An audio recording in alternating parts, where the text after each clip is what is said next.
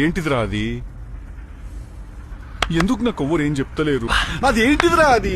కావాల్సిందంటారు, పని అంటారు, నాకేం చెప్తలేరు ఎందుకు? Hello guys, welcome to my channel. కొత్తగా వచ్చినట్లయితే like, share and subscribe. So ఇప్పుడు సోషల్ మీడియాని కదిలిస్తున్న ఒక స్టోరీ అయితే పింగ్విన్ స్టోరీ. అసలు ఈ పింగ్విన్ స్టోరీ ఏంటి అనేది తెలుసుకుందాం.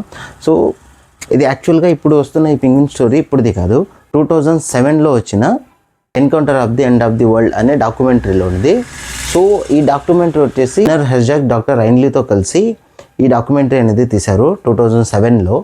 సో పింగ్విన్ స్టోరీ ఏంటంటే, సో మేల్ పింగ్విన్స్ ఫీమేల్ పింగ్విన్స్కి అందమైన పెబుల్స్ ఇస్తుంది.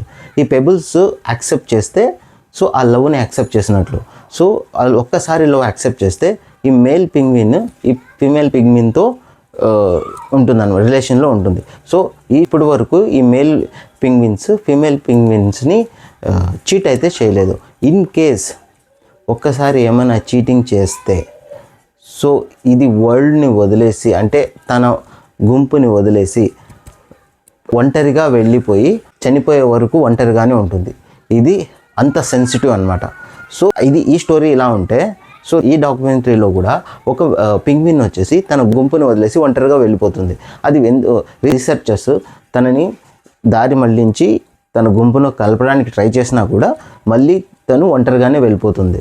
సో ఎందుకు వెళ్ళిపోతుంది అని ఆలోచిస్తే కొంతమంది రీసెర్చర్స్ ఏం చెప్తున్నారంటే తనకి మతి సిమితం లేదని కొంతమంది చెప్తుంటే, కొంతమంది మాత్రం సోషల్ మీడియాలో తనకి కామెంట్లు అయితే చేస్తున్నారు. తనకి మా లైఫ్ని తనతో రిలేట్ చేసుకుంటున్నాం, ఒంటరి జీవితం ఈజ్ ద బెస్ట్ అని అనుకుంటున్నారు. కొంతమంది అయితే ఒక నెగిటివ్ వరల్డ్ని వదిలేసి పాజిటివ్ వరల్డ్లోకి వెళ్ళిపోతుంది, తన ఒంటరిగా వెళ్ళిపోతుందని రకరకాలుగా తన మీద తాను ఊహించుకొని తనని ఆ చిన్న పింగ్విన్తో రిలేట్ చేసుకుంటున్నారు ప్రపంచమంతా. సో ఏది ఏమైనా కూడా ఒక చిన్న పింగ్విన్ ఈ సోషల్ మీడియా మొత్తాన్ని కదిలించని చెప్పొచ్చు.